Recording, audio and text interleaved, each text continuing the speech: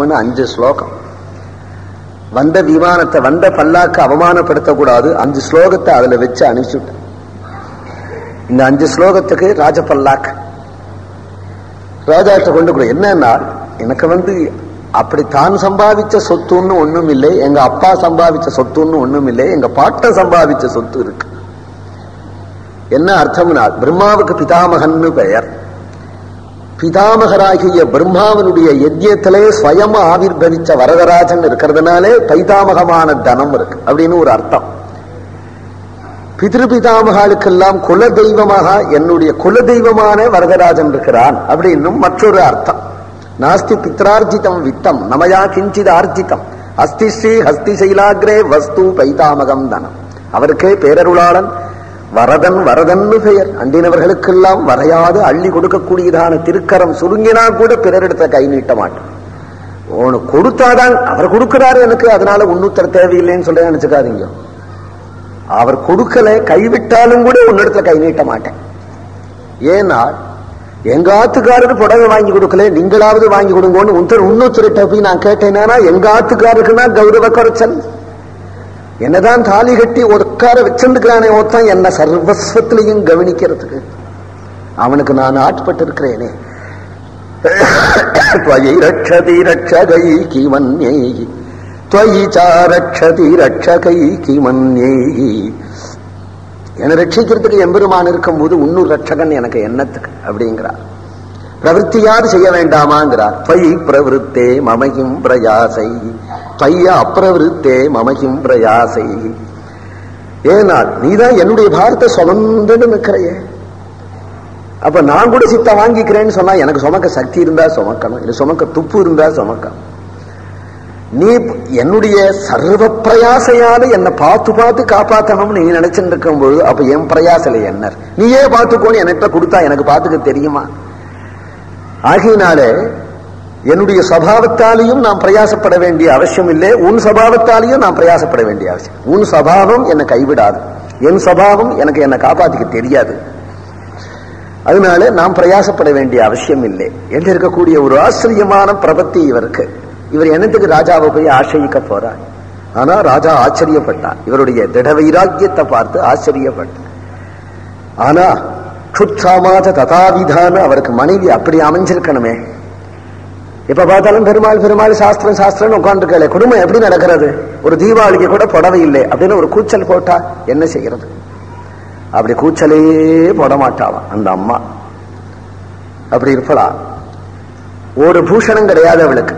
தங்கம்னு என்னன்னு பார்க்காத ஒரு தங்கம் நாள். திருமங்கல்யமாவது இருக்குமே நாள் மஞ்சளை கோத்து போட்டு இருக்காளாம். திருமங்கல்யத்துல உள்ள தங்கம் கூட பார்த்தது இல்லையா? சிஷ்யாளுக்கெல்லாம் தோணித்து, ஒவ்வொருத்தனும் என்ன முணுக்கிறான், என்ன பொண்ணாட போத்திக்கிறான், நம்ம ஆச்சாரியன் ஞான நிதியா இருந்துட்டு இப்படி இருக்கிறாரு. ஆனா உஞ்ச விருத்தியில சொம்புல போட்டு விட்டா அதை உபயோகப்படுத்துறதுன்னு வச்சிருக்கார். நம்ம எல்லாருமா சேர்ந்து தங்கத்துல அரிசி பண்ணி இன்னைக்கு போட்டு விடலாம், அதை எடுத்து விடுவார் என்று நினைச்சு இன்னைக்கு எல்லா சிஷ்யாளுமா சேர்ந்து ஒரு படி தங்க அரிசி பண்ணி அக்ஷய பாத்திரத்துல போட்டுடையவர் உஞ்ச விருத்தி முடிஞ்சுதான் அங்க என்ன வெஞ்சு வச்சார்.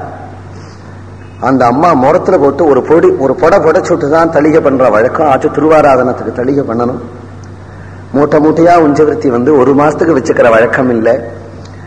அன்னைக்கு ஒரு சொம்பு ரொம்ப திரும்பி வந்துருவார்.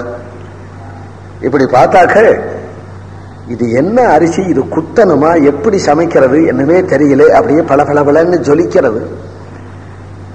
பர்த்தாவையே கேட்போம், இது என்ன அரிசி, இது புதுசா ஒரு அரிசி வந்திருக்க, இது ஜொலிக்கிறது, இது எப்படி சமையல் பண்றோம்?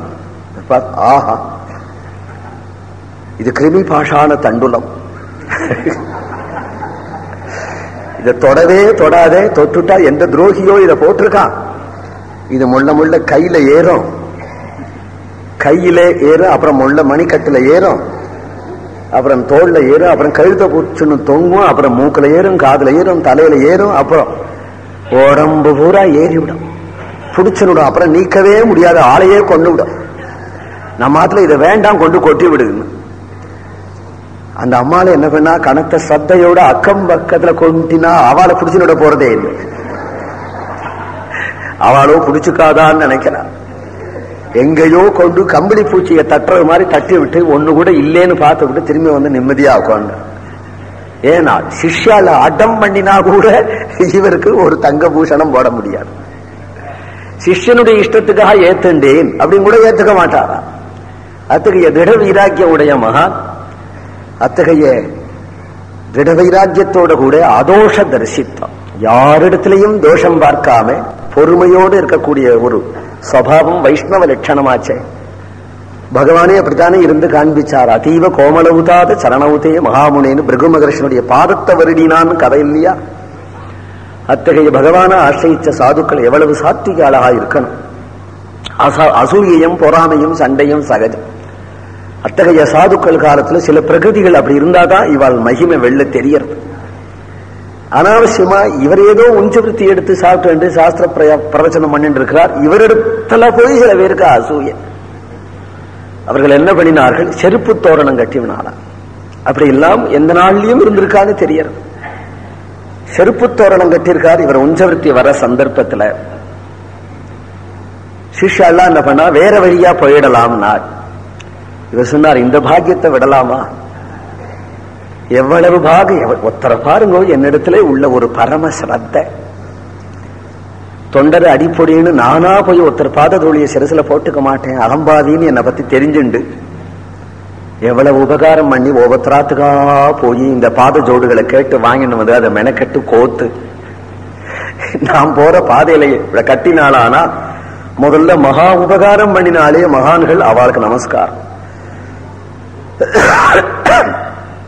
இதை தவிர நமக்கு கதி உண்டோ? கர்மாவலம்பகா கேச்சித் கேச்சித் ஞானாவலம்பகா வயந்து ஹரிதாசானாம் பாதரட்சாவலம்பகா. சில பேர் கர்மாவை அவலம்பிச்சு கரையேறா, சில பேர் ஞானத்தை அவலம்பிச்சு கரையேறா.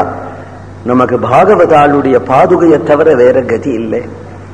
அந்த பாதுகையை அவலம்பிச்சுத்தானே நாம் கரையேறணும்னு சாந்தமா பிரசன்னமா சொல்றார். உங்களை அவமானப்படுத்தணும்னு இப்படி கட்டியிருக்கா, இதை போய் நீங்கள் மகாபாகவதோத்தமாளுடைய பாதுகைன்னு சொல்றே, எவனுடைய பாதுகையோன்னா அப்படி சொல்லாதே. இந்த காஞ்சிபுரத்துல உள்ள ஒரு குத்தா கூட பாகவதம் தான், ஒரு நாய் கூட பாகவதம். ஏனா முகம் வரதராஜஸ்ய வீத்யாமபி எதிர்ச்சயா.